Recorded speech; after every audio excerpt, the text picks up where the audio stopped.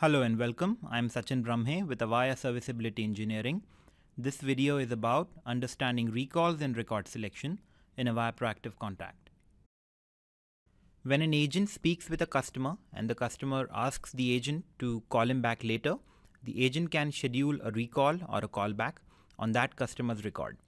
For example, if the customer asks the agent to call him back after 2 days at a certain time, the agent can schedule a recall for that particular date and time.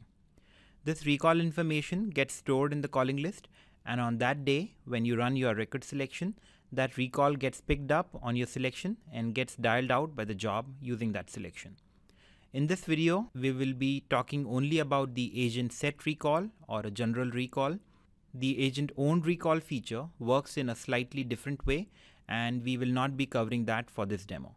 I have a record selection test 1 open on my screen.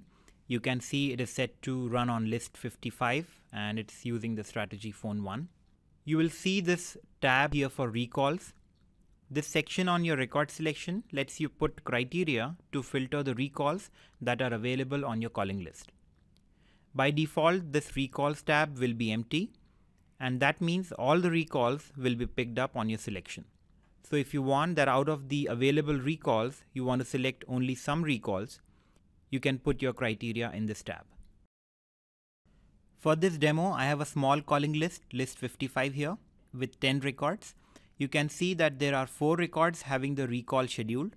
That is where they are showing the values for recall date, recall time, recall phone, and completion code fields. The regular recalls are not completion code dependent. That means the agent does not have to necessarily dispose the record with a code 19 for it to be a recall. As long as the recall date, recall time, and recall phone is populated correctly in the calling list, it is still a good recall. The code 19 is just a traditional completion code used for disposing calls when recalls are placed on them, and that's the recommended code to be used.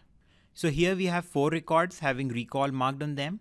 So when we run our record selection, the regular selection will select the records from the remaining 6 records, and the 4 recalls will be selected separately. Let's do that here.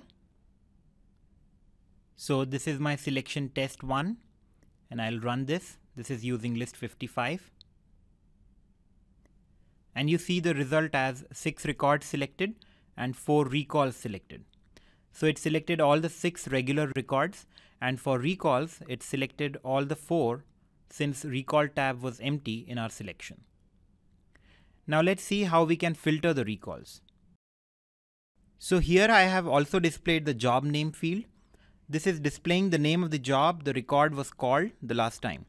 So you can see that for 2 recalls, the job name is OutBND, and for the other 2, it is Blend1. And that means out of these 4 recalls, 2 were placed when working on job OutBND, and the other 2 were placed while working on job Blend1. So now let's say that on your selection, you want to select only those recalls which were placed while working on job Blend1.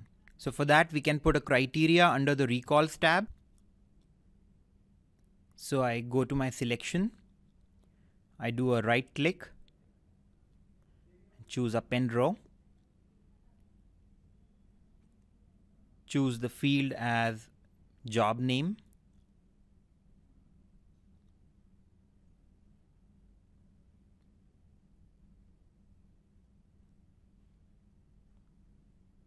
and for value, we put it as Blend1.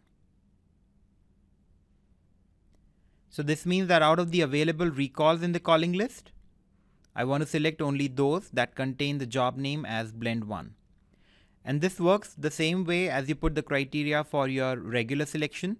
So you can have more complex criteria here with AND and OR operations, even groupings, etc.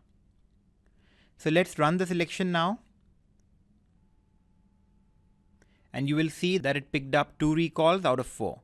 Because due to our criteria, it filtered out only 2 recalls out of the available 4. So this is a typical way to isolate the recalls to be called out from separate jobs.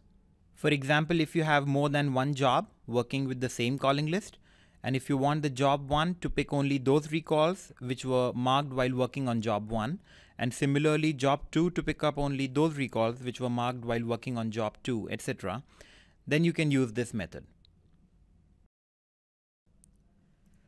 Now there is another important thing which I want to show you here. I have changed the completion code of one of the recalls from code 19 to 98, which is a code for agent-owned recall. And as you may know, the agent-owned recalls get picked up by a shadow job and get dialed out automatically. When our selection runs, although it picks up the recall with code 98 as well, but actually it will not be dialed out by our job. To demonstrate this, let me first remove the criteria under the recalls so that it picks up all the 4 recalls here. I'll save the selection and I run the selection now. So you can see it picked up all the 4 recalls, out of which one was our agent-owned recall. Then I'll start my job. So I go to the jobs section. I have a job out BND1 here, which is using my list 55 and my selection test 1, which we just ran. I'll start my job here. And the job has been started now. Now if I open my JobMon screen, you will see that for recalls, it's showing only 3. That is, it has eliminated the one recall which was agent-owned recall with a code 98. So in summary, it is possible that when you run your selection, you see X number of recalls selected on your selection, and when you start your job, you see some lesser number of recalls on your job. And that is because some of them were agent-owned recalls and they'll be dialed out by shadow jobs separately. So in this video, we saw how to use the recalls in record selection. And that brings us to the end of this video. Thank you for watching this video. For any questions or feedback, you may write to us at mentor@avaya.com or at Avaya Mentor on Twitter. For more details and other technical information, please visit support.avaya.com. Thank you for choosing Avaya.